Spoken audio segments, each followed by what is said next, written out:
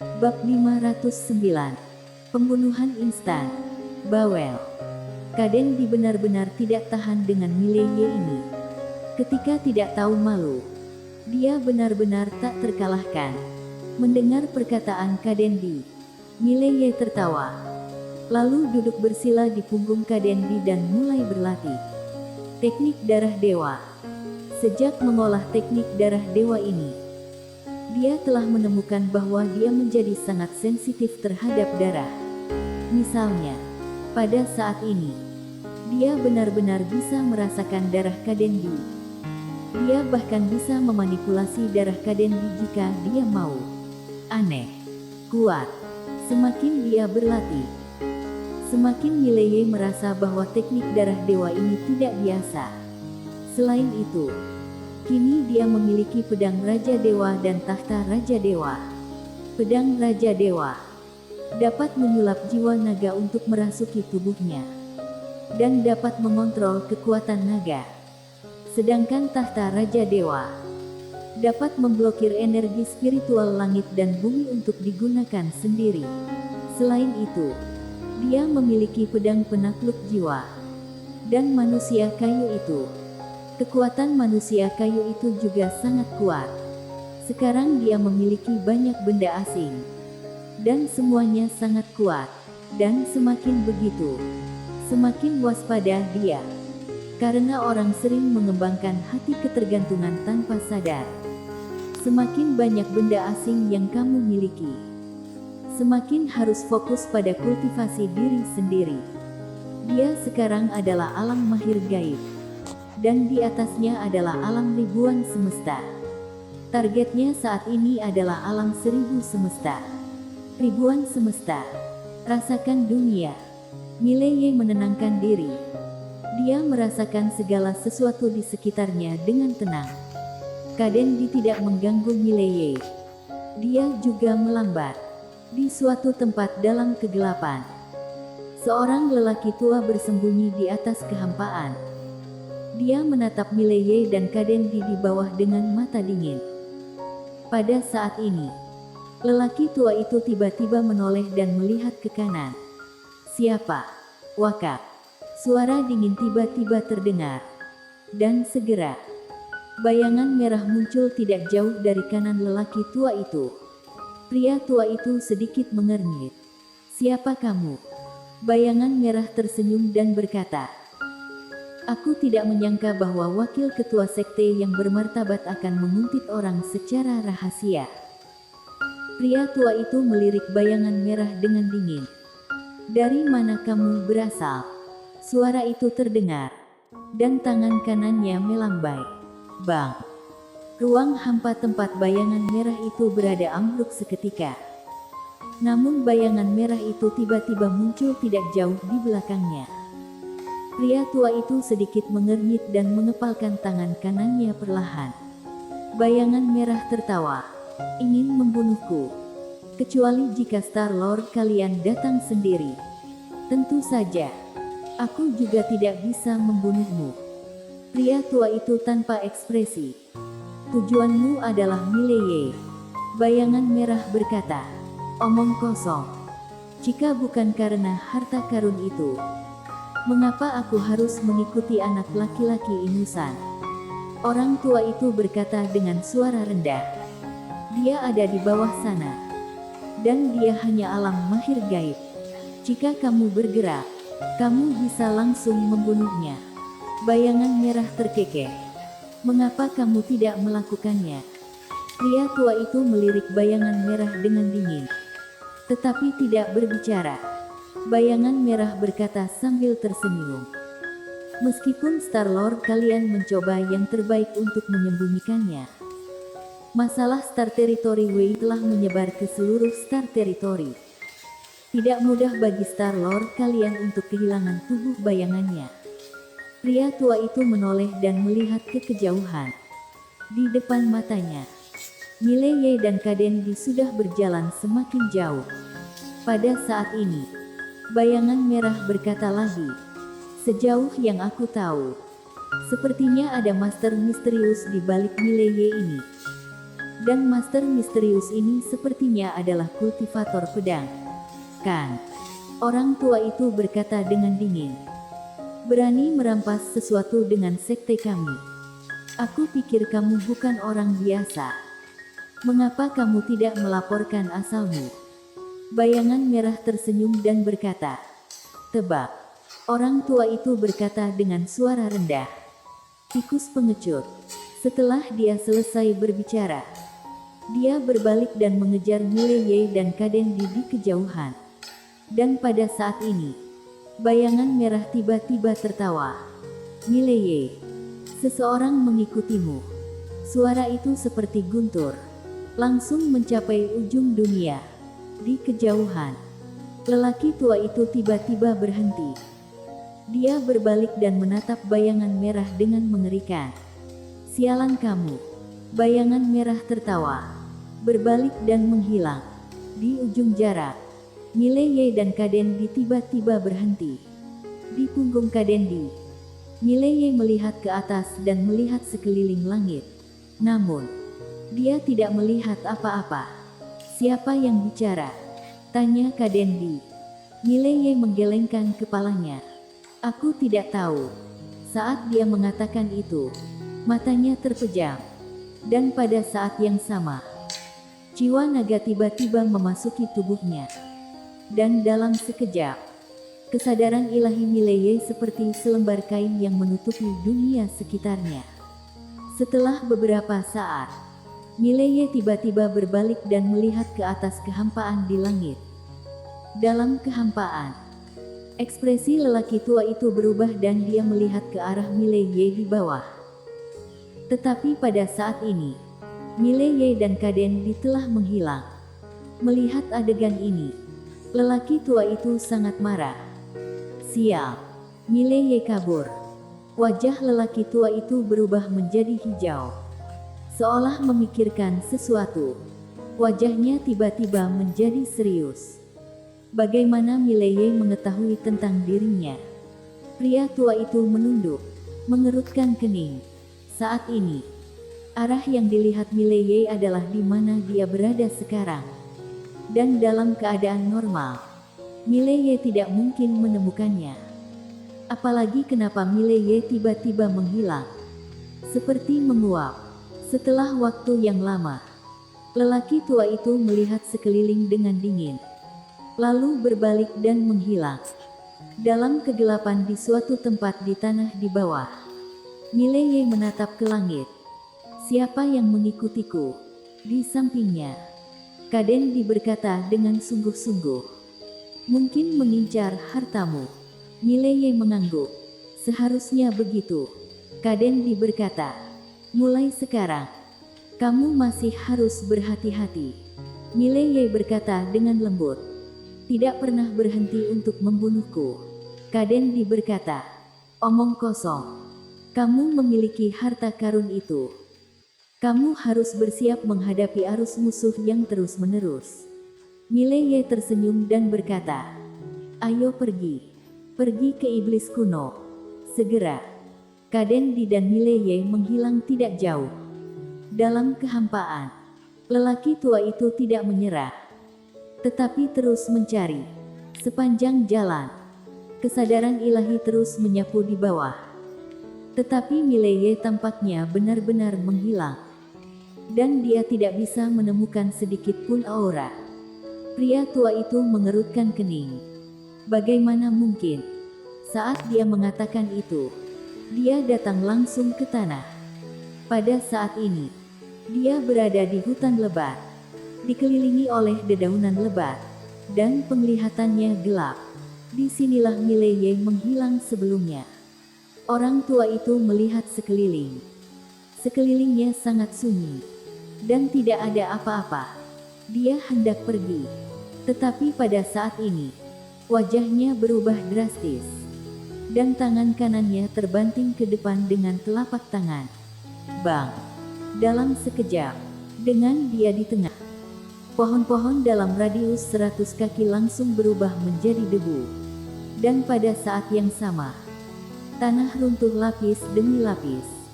Telapak tangan ini jatuh. dan sesosok terbang di depannya.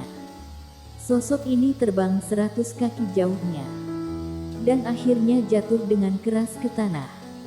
Orang ini persis Mileye. Pada saat ini, tubuh Mileye hancur, dan jiwanya menghilang dengan kecepatan yang sangat cepat. Seringai muncul di sudut mulut lelaki tua itu. Benar-benar tidak tahu kekuatanmu sendiri. Orang sepertimu berbicara tentang ini. Pupil matanya tiba-tiba menyusut. Tidak. Suara itu terdengar. Jiwa Mileye tidak jauh di depannya tiba-tiba menghilang. Dan di sekitarnya, pohon-pohon itu masih ada di sana. Dan tanah tidak runtuh. Hanya satu perbedaan adalah bahwa ada orang lain di belakangnya. Orang ini tidak lain adalah Mileye. Orang tua itu menatap kosong di depannya. Tidak. Tidak mungkin. Ini benar-benar tidak mungkin. Suara itu terdengar. Dan tenggorokannya tiba-tiba terbelah. Dan darah keluar. Dan jiwanya ingin melarikan diri. Tetapi tampaknya tidak dapat bergerak di dalam tubuh. Pedang ini adalah tusukan dari tubuh ke jiwa. Di belakang lelaki tua itu, Mileye menyimpan pedang. Berjalan menuju kejauhan. Tapi segera dia berhenti tiba-tiba. Mau tahu apa nama pedang itu? Orang tua itu bertanya dengan nafas terakhirnya. Apa? Apa? Mileye berhenti sebentar. Lalu berkata, aku tidak akan memberitahumu. Haha. Ops. Orang tua itu memuntahkan seteguk darah dan mati di tempat. Bersambung. Bab 510. Klan Iblis Kuno. Mileye menggunakan pedang penakluk jiwa untuk menyedot jiwa lelaki tua. Lalu berbalik dan pergi. Dalam perjalanan, Mileye sedikit bersemangat. Barusan, dia menggunakan aturan Tao mimpi untuk mencasting dunia mimpi. Untunglah mimpi dalam mimpi itu digunakan. Jika tidak, satu lapisan alam mimpi tidak akan bisa membunuh lawan sama sekali.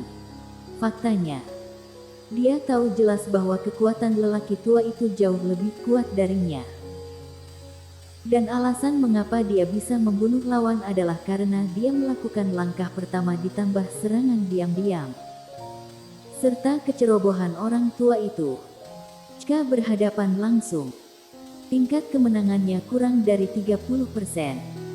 Dia sekarang termasuk serangan dahsyat sesaat. Dan jika dia tidak bisa membunuh lawan, dia harus kabur. Tentu saja, ini mengacu pada jenis master yang jauh lebih kuat darinya. Kini, dengan aturan Tao mimpi dan aturan Tao ruang hampa dan pedang penakluk jiwa, dia yakin bisa membunuh instan master yang jauh lebih kuat darinya. Dan dia melakukan jenis pembunuhan instan yang bahkan tak bisa lepas dari jiwanya. Jika banyak master bereaksi dengan cepat, mereka dapat menyerahkan tubuh mereka untuk menyelamatkan jiwa mereka. Tetapi dengan pedang penakluk jiwa, tidak mungkin bagi mereka untuk mempertahankan jiwa mereka. Bahkan jika mereka mempertahankan jiwa mereka, akan lebih mudah baginya untuk membunuh mereka. Karena teknik pedangnya dengan pedang menaklukkan tubuh jiwa. Kaden tiba-tiba berkata, hei, jujur saja, aku masih mengagumimu. Di punggung Kadendi, Mileye sedikit penasaran. Untuk apa kamu mengagumiku? Kadendi berkata, kalau kultivator pedang dianggap sebagai pembunuh, kamu luar biasa. Mileye tertawa. Kultivator pedang, pembunuh. Untuk apa pedang itu digunakan? Pembunuhan tentu saja. Pembunuh adalah pembunuhan. Kultivator pedang juga melakukan pembunuhan. Apakah ada perbedaan esensi? Pokoknya, menurutnya, tidak ada perbedaan. Tidak lama setelah Mileye dan Kaden pergi, bayangan merah muncul di lapangan. Melihat mayat lelaki tua itu di tanah, bayangan merah terdiam untuk waktu yang lama. Dan kemudian berkata dengan lembut, sungguh monster. Setelah berbicara, Dia menghilang. Dalam perjalanan, Mileye tiba-tiba bertanya, "Saudara Kadendi, bagaimana pemulihan kekuatanmu?" Kadendi berkata, "Sudah bisa berubah." Mileye berkata, "Seberapa kuat?" Kadendi berbisik, "Tebak." Mileye tersenyum dan berkata, "Seharusnya sedikit lebih kuat dari sebelumnya." Kadendi berkata, "Orang tua yang baru saja kamu bunuh, aku bisa membunuhnya langsung." Mileye. Kadendi melihat ke kejauhan. "Sampai kapan baru sampai?" Mileye berbisik. "Segera tiba." Klan iblis kuno. Ketika dia keluar, Raja Dewa sudah memberitahu dia di mana klan iblis kuno itu. Tentu saja, bukan lokasi yang tepat, hanya arahan umum. Selain itu, masih belum diketahui apakah iblis kuno itu masih hidup. Namun, dia masih ingin mencoba peruntungannya. Kelemahan terbesarnya saat ini adalah tubuh fisiknya. Jika tubuh fisik bisa menjadi lebih kuat, kekuatannya secara keseluruhan akan sangat meningkat. Sekarang fisik adalah kelemahan terbesarnya. Sekitar 1 jam kemudian, Mileye dan Kadendi tiba-tiba berhenti. Pada saat ini, mereka sudah berada di sebuah benua, di mana energi spiritualnya tipis dan langitnya gelap. Mileye melihat sekeliling. Apakah ini tempat tinggal iblis-iblis kuno? Kadendi berkata dengan suara rendah. "Aku tidak tahu." Mileye berkata, "Saudara Kadendi, kamu juga sezaman dengan mereka. Bagaimana mungkin kamu tidak tahu?" Kadendi berkata, "Aku belum pernah berurusan dengan mereka. Tetapi fisik iblis kuno ini memang unik." Mileye melihat sekeliling, dan kemudian berkata, "Klan iblis kuno ini seharusnya juga jatuh." Kadendi berkata, "Klan dewa kami dan klan baka keduanya terjatuh sampai ke level ini. Apalagi mereka." Mileye berkata, "Ayo, lihat sekeliling." Kadendi mengangguk, lalu menghilang tak jauh dari Mileye. Sekitar setengah jam kemudian, Mileye dan Kadendi datang ke kota kuno. Kota itu besar, tetapi ada bau korosi yang tidak sedap. Mileye dan Kadendi memasuki kota. Kota itu sangat sunyi, dikelilingi oleh semua jenis rumput liar dan tanaman merambat. Kadendi berkata, "Seharusnya tidak ada siapa-siapa." Mileye mengangguk. Kesadaran ilahi dia menyapu tanpa ada aura kehidupan. Sesaat kemudian, Mileye dan Kadendi hendak pergi. Dan pada saat ini, Mileye tiba-tiba berbalik. Dan detik berikutnya, dia langsung menghilang. Segera, Mileye muncul di depan aula besar. Aula itu dililit rumput liar, hingga hanya atap yang terlihat.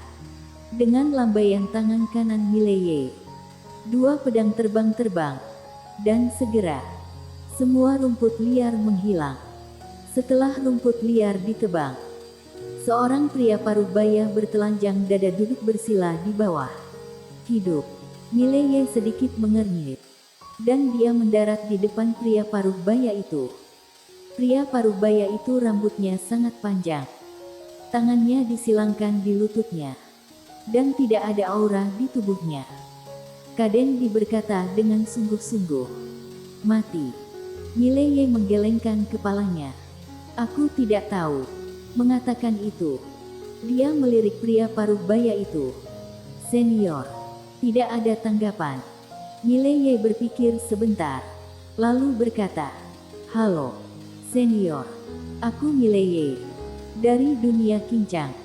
Aku mendengar bahwa iblis kuno sangat kuat. Jadi aku datang ke sini untuk meminta saran."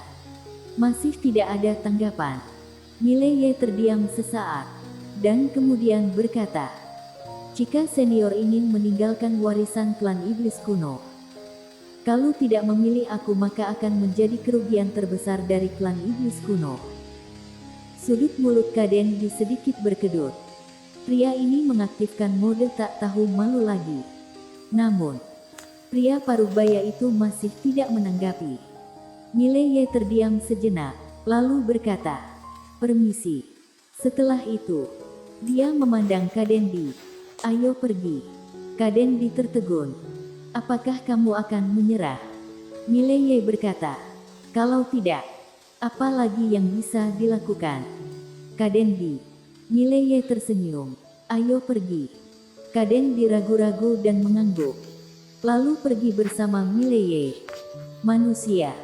Pada saat ini, sebuah suara tiba-tiba terdengar dari belakang Mileye dan Kadendi.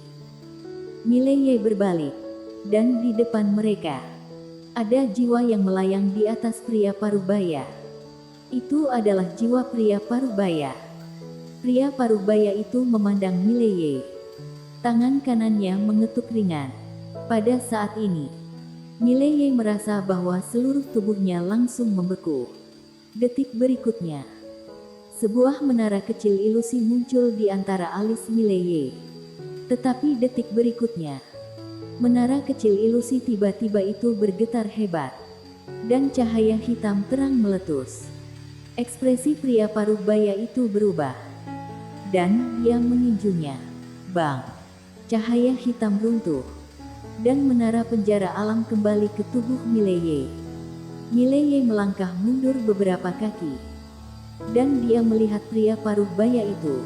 Pada saat ini, jiwa pria parubaya itu menjadi semakin ilusi, dan dia hampir menghilang beberapa kali.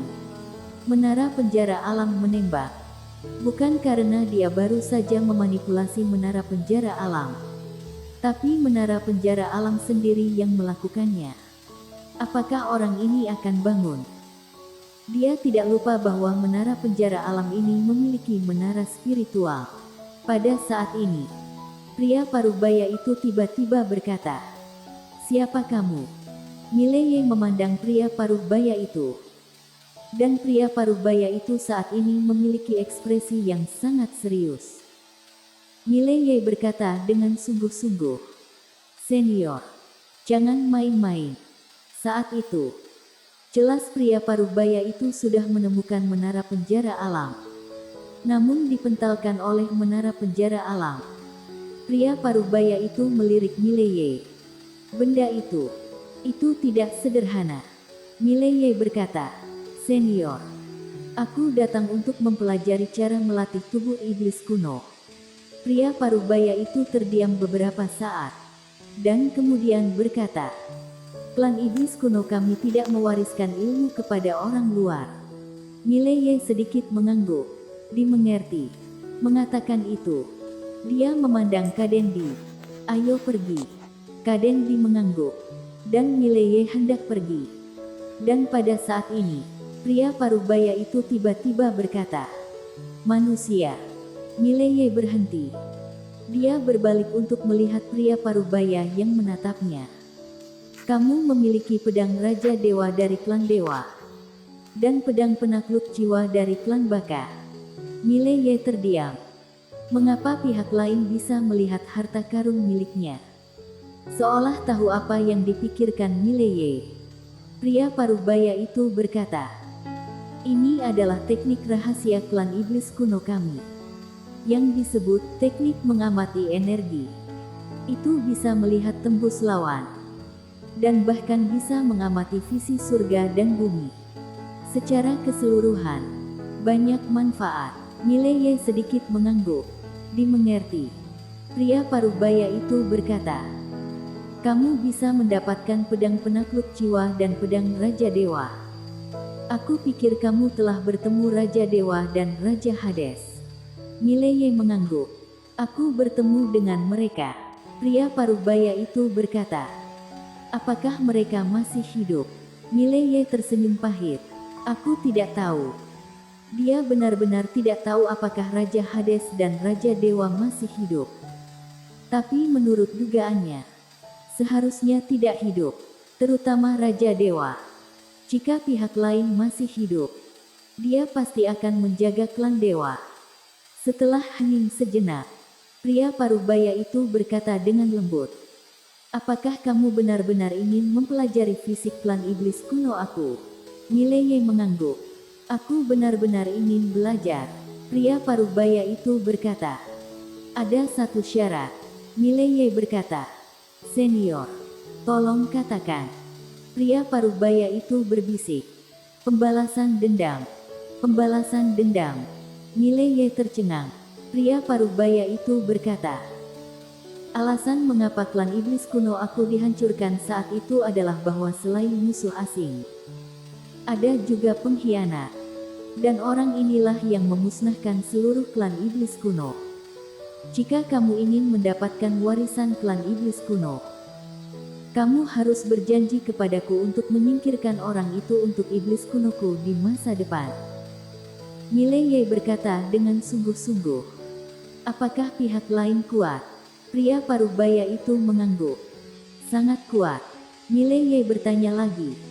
Seberapa kuat? Pria parubaya itu berkata. Kamu lebih baik tidak tahu. Mileye. Pria parubaya itu berkata. Kamu pilih. Apalagi jika kamu menerima warisan iblis kuno. Bahkan jika kamu tidak membunuhnya, dia akan membunuhmu. Kenapa? Mileye bingung. Pria parubaya itu berkata dengan lembut. Karena dia ingin iblis kuno mati. Mileye tertegun.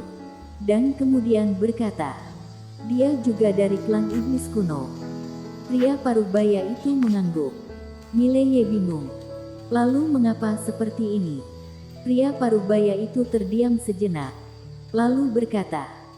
Dia menikahi musuh bebuyutan iblis kuno saat itu secara pribadi. Setelah ketua klan mengetahuinya, dia mengeksekusi sepasang anak yang dia lahirkan di tempat.